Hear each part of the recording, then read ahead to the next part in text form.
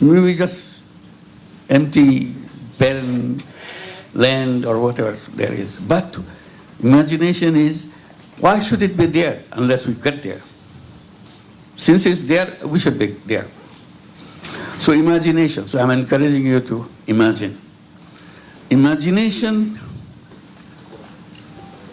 is the core of human being. So don't ignore that. Collectively, individually imagine.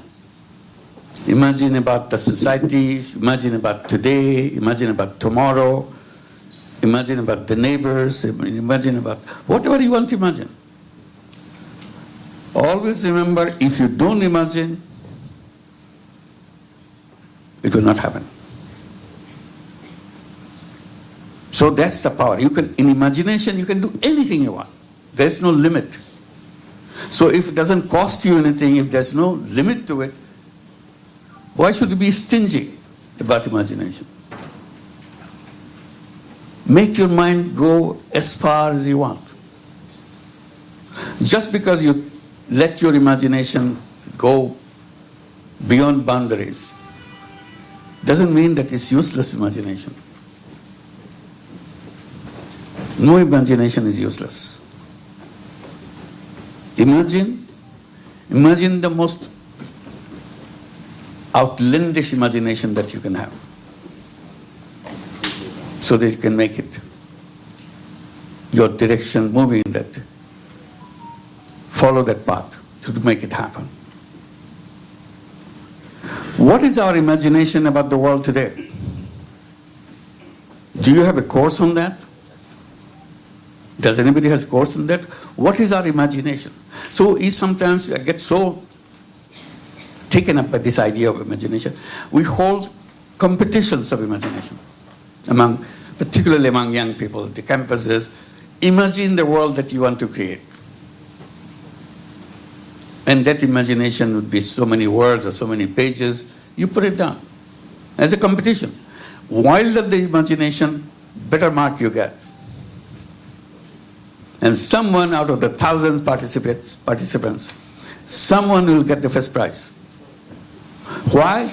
Because her or his imagination is so wild and so fancy, so attractive. We chose that competitor the first prize. We're encouraging imagination. That imagination, now you exercise, you try your imagination yourself. Just imagine. Write fictions. Only thing I remind, the science fiction is a very known procedure. You do that. You can write your own science fiction. I'm encouraging writing social fiction. Science comes, you develop something and get something done by that. But nobody has social fiction. Social fiction is what kind of world as human beings together. What will be the interaction with each other?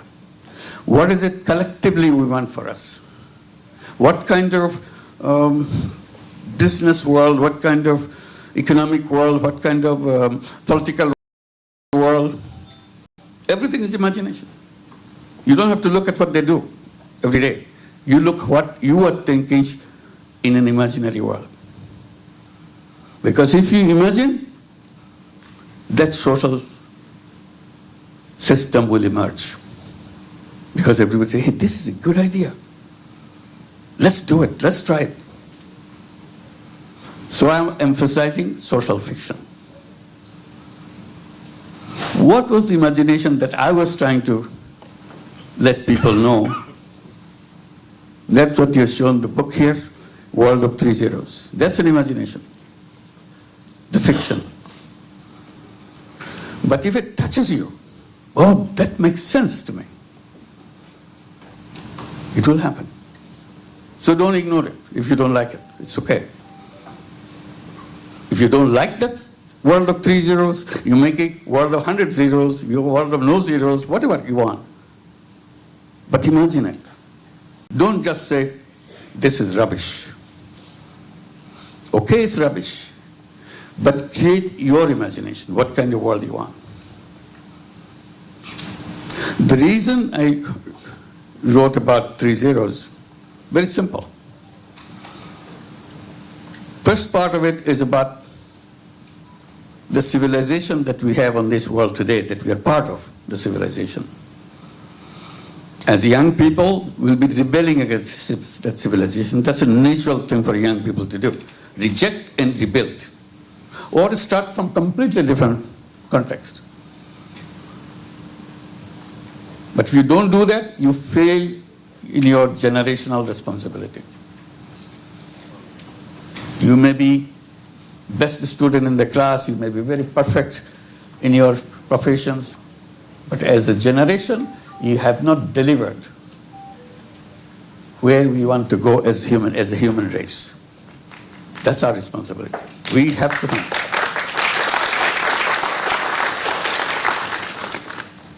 So I came to the conclusion in my first part of the story, the civilization that we are going through is a self-destructive civilization. We cannot protect ourselves from that civilization. This civilization will kill us completely. We know that, but we ignore it. Okay, today is fine. They are talking about something which probably will never happen. Just ignore, make us comfortable. They say the environment is going into the direction that will destroy this whole planet. And in the process, we'll be destroyed. Because we created a civilization based on waste creation, if I can make it a simple statement. Every day we are creating waste. And every behavior that we promote is a waste-creating behavior. So to put it simply, we say, if not anything else happening, we'll be put under the grave of waste that we created. We'll be buried under the waste. So much waste we are creating. Because economy and a system, social system, promotes you to always accumulate. The main point in the economy is buy, buy, buy. You continue to buy. They're always encouraging you to buy. They never ask, what did you do with the one that you bought yesterday? They're pushing you. They're bombarding you. Buy, buy, buy. They create occasions so that you don't forget to buy more. We turn occasions as a kind of buying spree. Let it be Christmas, birthday, Eid holiday, or whatever. They jump in. Buy, buy, buy. This is the occasion to buy. They invent Father Days, Mother Days, Uncle Days, Auntie Days. Make you buy. Don't ask what you do with it. When you buy, you say, no, buy a pair. It's cheaper. See? Forcing you to buy more. Or buy on those days, we have a big discount. Always forcing you to buy. What you do after that, that's not their responsibility. The more we buy, the closer we get to the ultimate day. So they give us a lifestyle. Lifestyle built in to make waste all the time. Wearing the same dress again is a shameful thing. Why should you wear it? You wore it last time. Your friends saw you with that dress. You don't wear it anymore. So you have to buy another one because I'm going to meet the same old friends. See? It got in your head. What do I do with the previous one? We don't know. Just throw it out. What happens? It takes up resources and then it is, most of it, indestructible. It doesn't get destroyed. Particularly items like on plastic and so on. So terrible. But keep on doing that. To sum up all I'm saying, we have created civilization which is self-destructive. It's taking us to the ultimate destruction. We destroy ourselves. So we had to invent, imagine again. It's not something you decree it tomorrow and the president of the country signs it. from today we do that. It's not about that. It's about lifestyle change, how we behave, how we do, what kind of thing. Wearing the same dress 50th time will be celebrated. We'll have celebration that I'm wearing this shirt for 50th time. It's not like that. I only use once. That's the thing to be applauded today.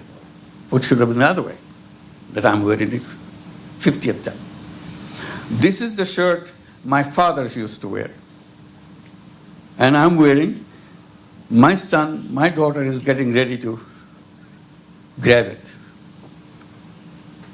That's the direction we should be going, not the other way around. So this is one, again, for you to decide which way you want to go. I'm just simplifying things. This civilization will be a victim of environmental disaster because we are not aware of it. We don't want to do it. We say, okay, nothing is happening. I don't see anything. These are just talks. This is not real. It is real. Just because it comes in a slow motion doesn't mean it doesn't exist. Simply you can just bypass, ignore. But it's coming, for sure. The second one, that the imagination of the world that I'm thinking, world of 3 zeros. What are the zeros for? First zero is zero net carbon emission. I don't want any carbon emission in my life. I don't want any carbon emission in the whole universe. So that we protect ourselves. This is a responsibility. Otherwise, we destroy ourselves. We talk about it, we write about it, but we carry on our life as if this doesn't apply to me. It's for somebody else. The second zero that I talk about, zero wealth concentration. You know all the wealth that we make globally? Every day we are creating new wealth.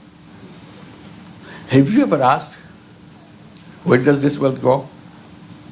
I know this has got big, he's become a billionaire, he got multi-billionaire, he got millionaires, and we know that. But what does it mean to have become billionaires and surplus? Simple thing. Wealth that we create goes only one direction. It doesn't go in all directions. It goes only one direction. It goes to the top. Few people in the world pick up all this wealth to themselves. Then we get the big headlines, he's a billionaire, he's a super billionaire, and so on. This is not to be celebrated. This is something to feel sad about, angry about. What kind of economy have we built that wealth goes only in one direction? Wealth doesn't have any other direction. It has only one direction. It goes to the top.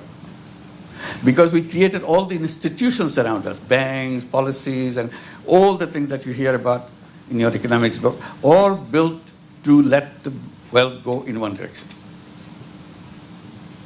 We tried to do it a little bit differently, to make a little space so that wealth can go downwards. Wealth goes to the top. And not only top, it goes to the top men. You don't hear about multi-billionaires women. You hear about men. So that's the direction wealth goes. So what we tried to do in a tiny way in our own campus, trying to have little wealth go in the direction of the bottom people. That became known as microcredit and all that. But that's a minuscule, little segment, little piece of the huge mountain of wealth, which they will never see. Why? Because system doesn't allow that. System push the wealth only on the top. We're going to stop that because the system is built, and we study, we go back and make it stronger because you are graduate from this university, you know everything. So you make sure it works in a more concrete way, strong way. It continues to do the same thing over and over again. The second zero is in a new civilization that we are trying to create, it should be zero net carbon, zero wealth concentration. Wealth will not go in that system that we developed or we imagine. That's the imagination part comes. Where wealth starts coming down to the people. Reverse the whole gear. See, you reverse in a car, you have a gear, it's going to the front. Now you reverse the gear, it goes to the bottom, back, comes to the people. Today, if you go to the entire world, if I'm generous, I can say 10% of the people in the world, 10%, owns 90% of the wealth of the world. 10% owning 90%. Tomorrow, it will be 9% owning 95%. That's the direction.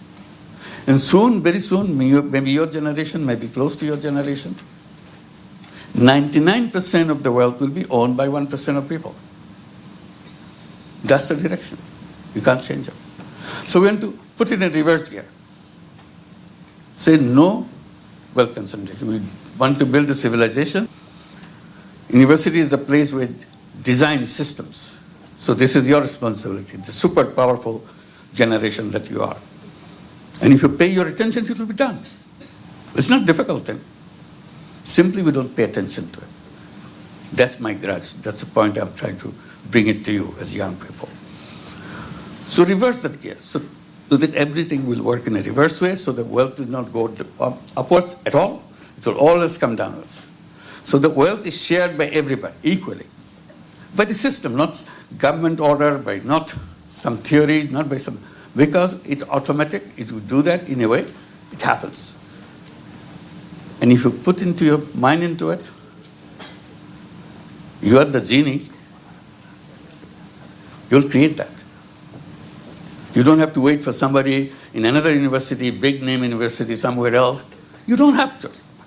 You are as good as anybody else anywhere in any university in the world. All you have to do, put your mind into it. It will happen.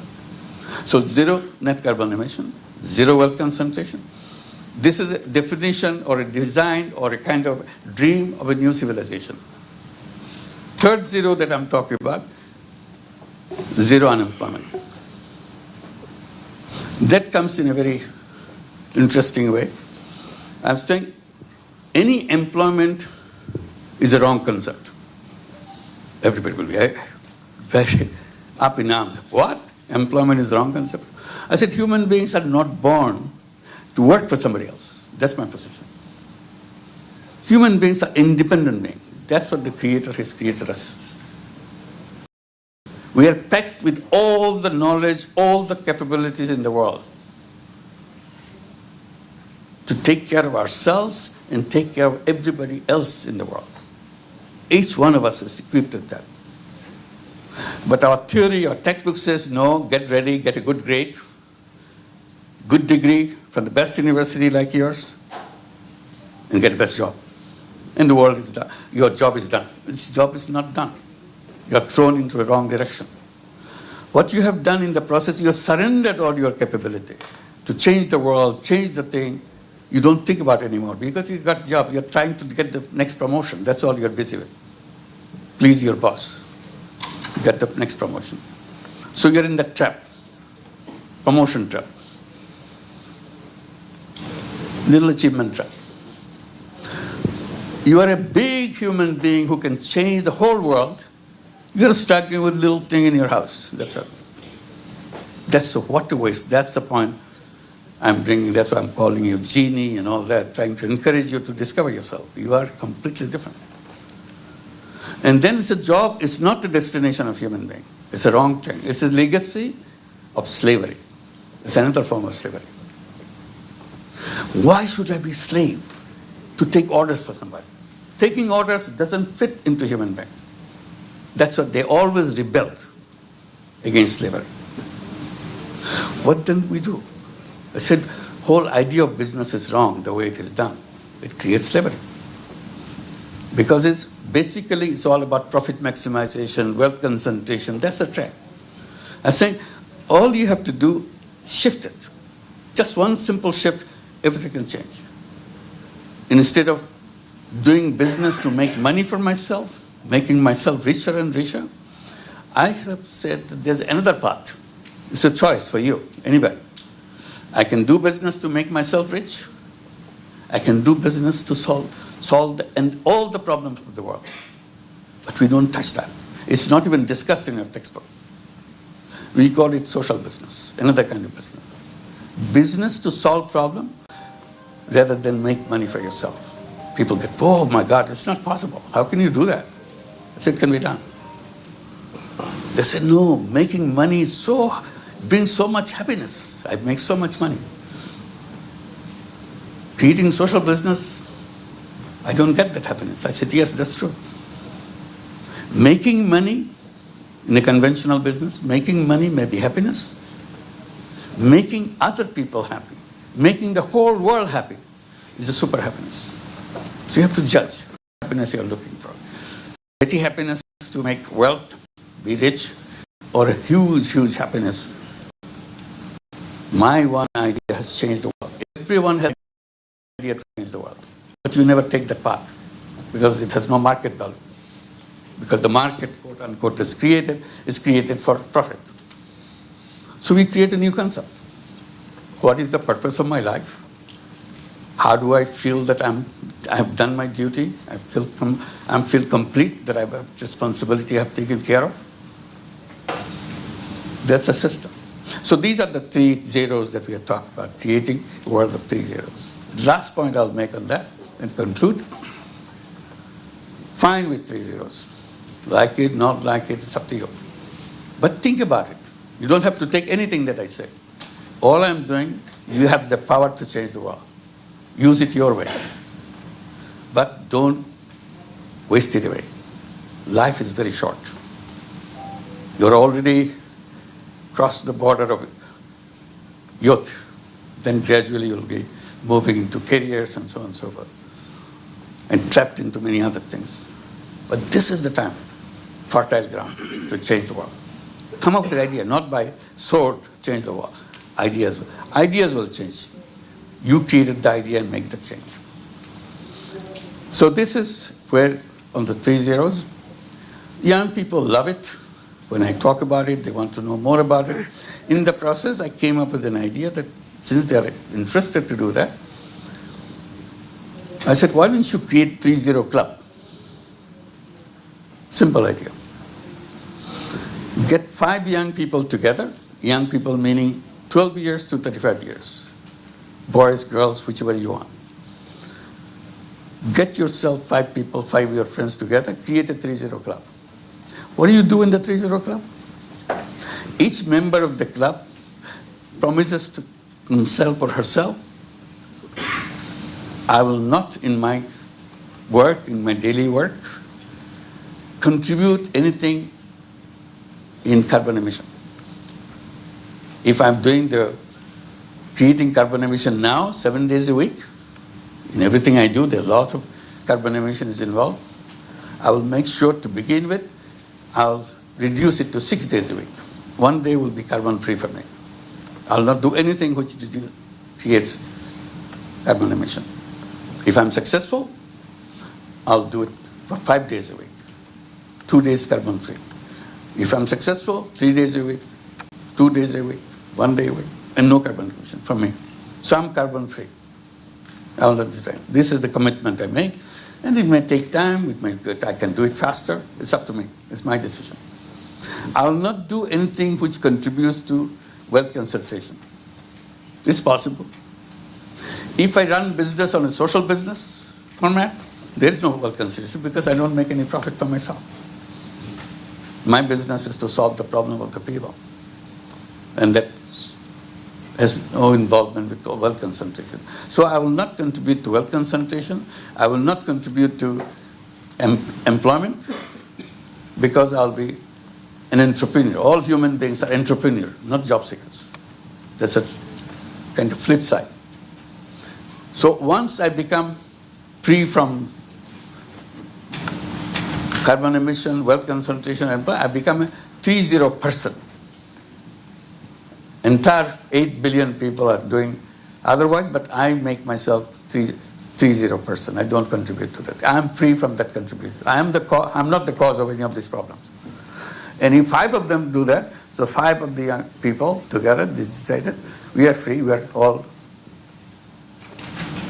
30%. So luckily now, thousands and thousands of young people signing up, going to their website and registered themselves at 30 clubs. Now about 45 countries have thousands of 30 clubs. We are not doing anything, simply tell them that we let us know, get your address so that you can talk to each other. So that could be just an initiative by yourself. It doesn't wait for anybody's permission or anything. But in the process, if it catches up, we can create the 30 worlds. It's not a simple imagination which can be translated in the beginning in a small way, but it can pick up the speed. Really create the 30 world. And if you have a 30 world, we have created a new civilization. That's the only way we can survive. Otherwise, we don't survive. Sorry to give you a kind of bad feeling about the world, but we have to be aware about where we are, and we have the power to change it. That's my emphasis point, that we are one single individual, one of you right here, can change the world forever. That's the power we have. Thank you.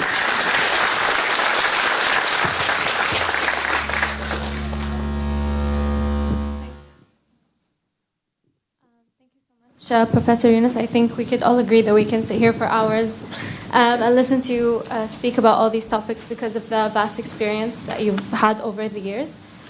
So I'll start with one question and then we can take the questions from the audience. I think we've talked about the bigger picture, so I think maybe we need to narrow it down a little bit. So I was wondering, it's been 5 decades since the Microcredit initiative. It's had a lot of impact in many countries like the US and Bangladesh and other places. But focusing on the first zero of zero poverty, how do we go there from increasing inequality and increasing poverty in the world? And what can microcredit do specifically if the structural causes of poverty, like you said, rampant consumerism, people feeling like they have to consume more and more wealth concentration remain untouched? Just one point to emphasize.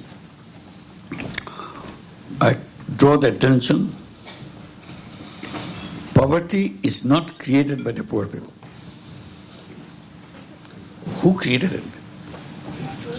System that we developed in the world creates it every day. And we are teaching you how to do it. Strengthen the system. That's the problem. We are not creating the counter system, how to not to create poverty. There are business schools everywhere. And I'm invited to speak in the business schools. I said, I'm here just to tell you that you are doing wrong things. You are creating the businesses to make people poor. You think you are rich? You are rich, but people are poor. They say, what do we do? I said, why don't you? I'm not stopping you because people need it. They register you, they pay you, you teach them. All I'm saying, you are teaching every student how to make more money for their company. They will be working with those companies. And your job is to make sure they get lots of money and very successful and get growth with your success. That's your business. I think it's wrong, but I cannot stop it. All I'm saying, why don't you create another department or another faculty in your department? The faculty of social business. Tell young people how to create a business to solve any problem. Environment problem, health problem, any other professional problem, any problem in the world, poverty problem. So that department teaches you to create business to solve problems. One is a faculty which create business to make money for yourself. This is the business to bring solution to the problems. So just do that. Many universities now, not quite faculty, but creating centers of social business and so on. So offer courses. That's a small beginning, but I'm happy that at least people are listening. Many business schools, starting with HSC in Paris, they are the first one to do that. And it's being now done in many, many business schools. And many universities are doing that, creating social business centers to discuss this, whether it makes sense. It's up to you to decide. Just because somebody said it doesn't mean that it's all truth, nothing but the truth. You debate, discuss. What is the alternative? I go back to my spaceship thing. we have to find a flight path. We have to design a flight path. And these are the elements of that flight path that you have, as a pilot, you have to decide which path you take. Because you are the pilot. There's nobody else around. So we have to do that. So this is where we'll say things are. But microcredit is a kind of a defiance. They're defining microcredit is like this. I said, no. Oh, sorry, they were defining banking is like this. I said, it's the wrong banking. That's making rich people richer. That's the banking you go do that. So we reverse that. We create a banking which helps poor people come out of poverty and become entrepreneurs by themselves. Every recipient of microcredit, which may be a loan for $10, $20, $100, $200, that's about the loan size. But each one of them is entrepreneur. You know, in our textbook, in our discussion, we say, not everybody is entrepreneur. Entrepreneur is a very special kind of people. 1 in million, 1 in 1,000. They are very special people. I said, that's not true. I'm saying every human being is entrepreneur. They don't believe it. I said, if you don't believe it, just look at Grameen Bank in Bangladesh. Over 10 million women, illiterate women, taking money, billions of dollars worth of money, paying back every penny, starting business, running it very successfully. Not only they run business, not only take money, they own the bank. They own the largest bank in terms of client. The largest bank in the country is owned by poor women. This is their bank. And they do serve themselves. So it's possible. Simply, you bring any criteria to say it is less than a conventional bank in terms of success, in terms of this. It's more successful than any bank in the country, any bank anywhere in the world. So that's why it is spread. So this is the thing that you have to come up with counter ideas. If it is wrong to go in that direction, you reverse it. Probably we'll have a right direction. That's all we did. Thank you.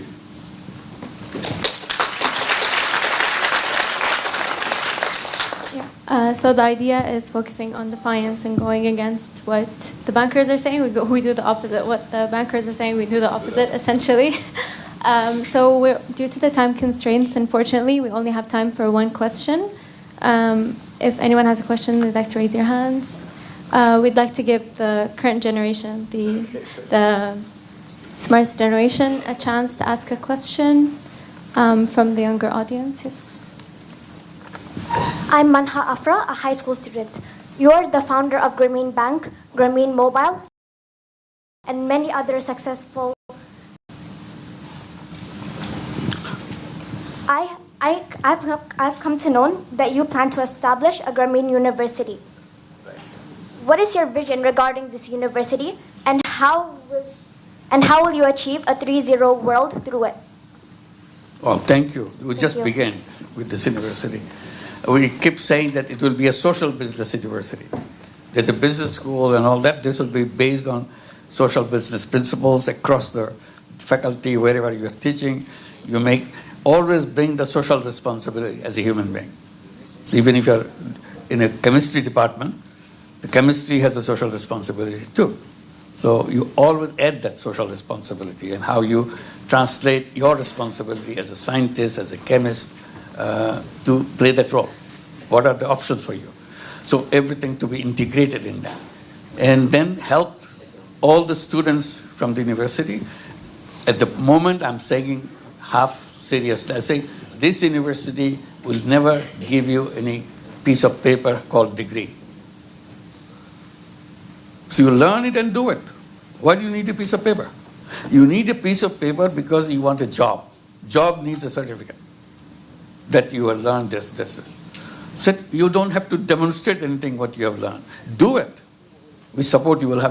We have a whole finance arm of the university so that you can go out and do it. We'll finance you. We create social businesses to implement it, make it happen. That's our job.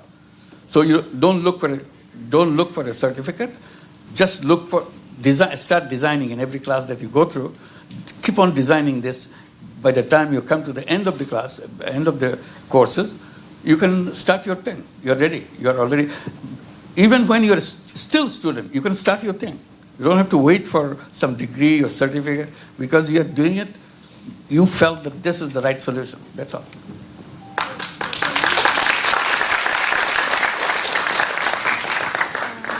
So we will close the session here for today. Hopefully, we'll be able to have you on. Sorry, we have no time. We have no time. I'm sorry. We're unfortunately out of time, but hopefully we'll be able to welcome you back on better occasions. Look forward to it. Thank you. Thank you.